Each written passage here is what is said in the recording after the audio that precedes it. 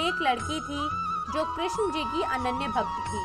बचपन से ही कृष्ण भगवान का भजन करती थी, भक्ति करती थी। भक्ति करते करते बड़ी हुई और भगवान कृष्ण की कृपा से उसका विवाह श्रीधाम वृंदावन में किसी अच्छे घर में हो गया।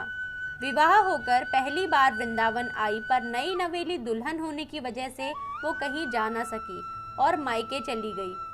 और वो दिन भी आया जब उसका पति उसे लेने उसके मायके आया। अपने पति के साथ वो फिर वृंदावन पहुंच गई। पहुंचते पहुंचते उसे शाम हो गई। पति वृंदावन में यमुना किनारे रुककर कहने लगा, देखो शाम का समय है, मैं यमुना जी में स्नान करके अभी आता हूँ।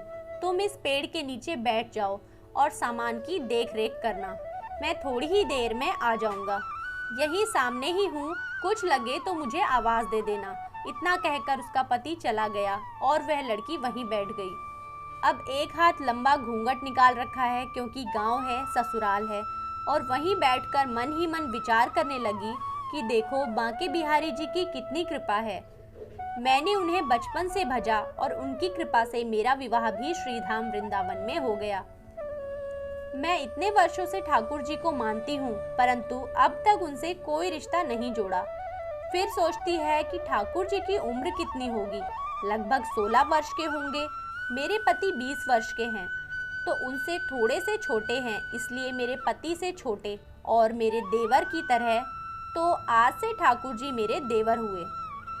अब तो ठाकुर जी से नया संबंध जोड़कर वो बहुत प्रसन्न हुई और मन ही मन ठाकुर जी से कहने लगी, देखो ठाकुर जी, आज से मैं तुम्हारी भाभी और तुम मेरे देवर हो। अब वह समय कब आएगा जब तुम मुझे भाभी भाभी कहकर पुकारोगे। इतना सोच ही रही थी कि तभी एक 10 से 15 वर्ष का बालक आया और उस लड़की से बोला, भाभी भाभी। लड़की अचानक अपने भाव से बाहर आई और सोचने लगी कि वृंदावन में मैं तो नई आई हूँ और ये भाभी कहकर कौन बुला रहा है। नई थी इसलिए घूंघट उठाकर भी नहीं देखा कि गांव के किसी बड़े बूढ़े ने देख लिया तो कितनी बदनामी होगी।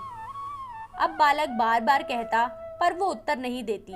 बालक पास आया और बोला, नेक चेहरा तो दिखाई दियो। ये सुनकर वो और कसकर घूंघट पकड़कर बैठ गई।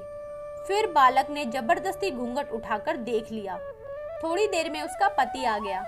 उसने सारी बात अपने पति से कही तो उसके पति ने कहा कि तुमने मुझे आवाज क्यों नहीं दी। तो वो बोली कि वो तो इतने में भाग ही गया था, बस मैंने उसका चेहरा देखा। पति बोला, चिंता मत कर, वृंदावन बहुत बड़ा थोड़ी है, कभी किसी गली में मिल ही जाएगा, मिला ना तो उसकी हड्डी पसली एक कर दूंगा, फिर कभी ऐसा नहीं कर सकेगा। तुम्हें कहीं दिखे तो मुझे जरूर बताना। फिर कुछ दिन बाद उसकी सास ने अपने बेटे से कहा, बेटा देख तेरा विवाह हो गया है और बहू मायके से भी आ गई है। तुम दोनों बांके बिहारी जी के दर्शन के लिए अभी तक नहीं गए हो, कल जाकर बहू को दर्शन कराकर ले आना।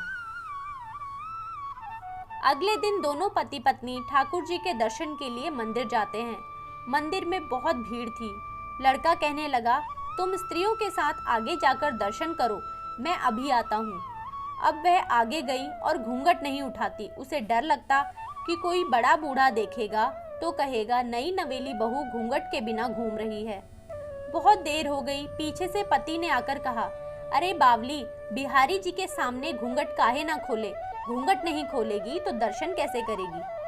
अब उसने अपना घूंघट उठाया और जो बांके बिहारी जी को देखा, बांके बिहारी जी की जगह वही लड़का मुस्कुराता हुआ दिखा तो एकदम से चिल्लाने लगी, जल्दी आओ जल्दी आओ।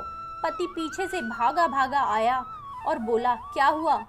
उस दिन जो मुझे भाभी भाभी कहकर भागा था वह मिल गया है।